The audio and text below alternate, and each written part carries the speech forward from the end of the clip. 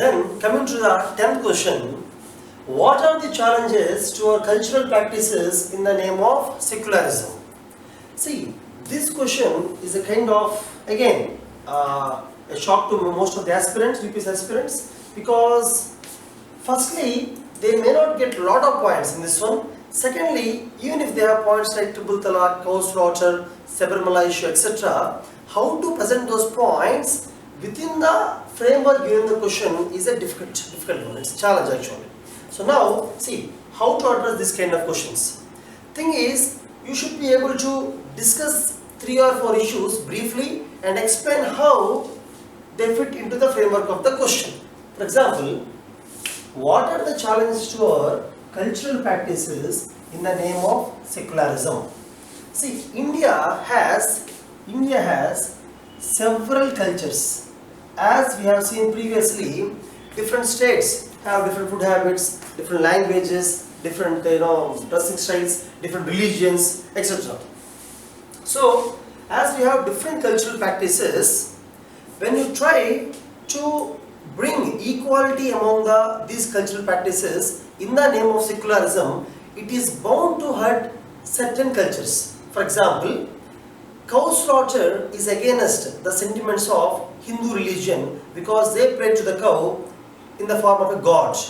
However, if you ban the cow slaughter, it is against the food habits of certain sections of society. See, here taking the cultural practice of Hindus and some sections, the cow slaughter is kind of against one religion, whereas it's a very common food practice of some other section.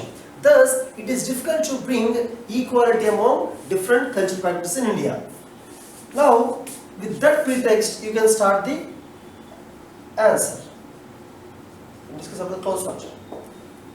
Then, you can say, in India, the Article 44 of Constitution of India, Article 44 of Constitution of India talks about uniform civil code. This also in the name of secularism. In the name of secularism, India wants to bring the civil laws equal or uniform civil laws to different religions or sections of society. For example, the Hindu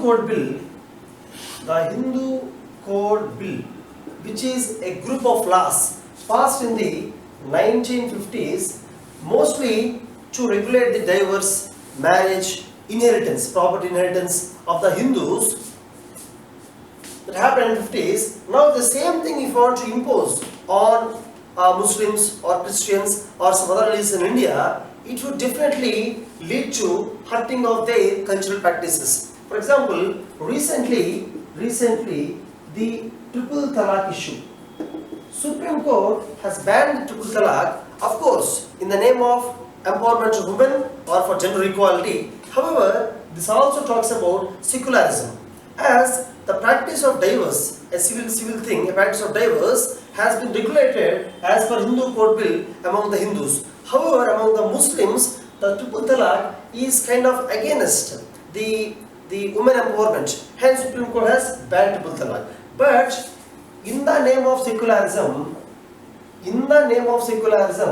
this judgment has been given, but it is against the cultural practice. It is actually a challenge to the cultural practice of Islam. May not be all sections of Islam, but certain sections of Islam are against the banning of triple talaq. Similarly, if you check the issue of Sabarimala, see, on Sabarimala there are 2 judgments. You can talk about the Supreme Court judgment on allowing the women, girls or women between the age of 10 to 50 years into Sabarimala. Though it is done for the gender equality, it is again in the name of secularism. Similarly, the High Court of Kerala in 2018 has given a judgment that people from different religions can actually enter into Sabarimala. This is also done in the name of secularism. However, this is a challenge to the cultural practice, a practice followed by the Sabarimala temple from ages. It is against their traditions. So, this issue actually fits within the framework of the question. Now, see, you have to discuss 2 or 3 lines about secularism, concept of secularism. The Western concept of secularism is that the state keeps itself away from the religion.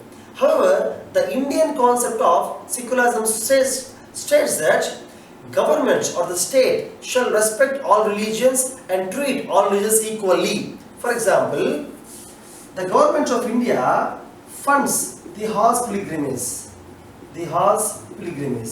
to respect the Islam. Similarly, the government of Andhra Pradesh officially every year funds the Bhadrachalam,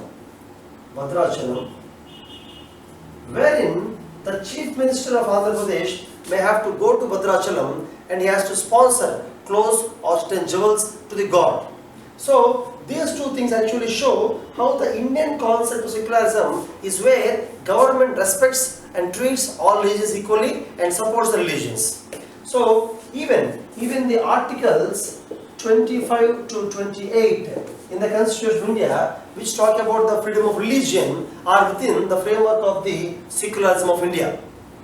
Now, if we talk about this debate between whether it is secularism or appeasement by the government to certain sections, there is a debate that the actions taken by the government are secular or whether they are to appease certain sections of society. This debate is still going on. With this, you can conclude and you can actually state your opinion on whether some cultural practices which are against secularism, can they be actually maintained, continued or not? Well, yes.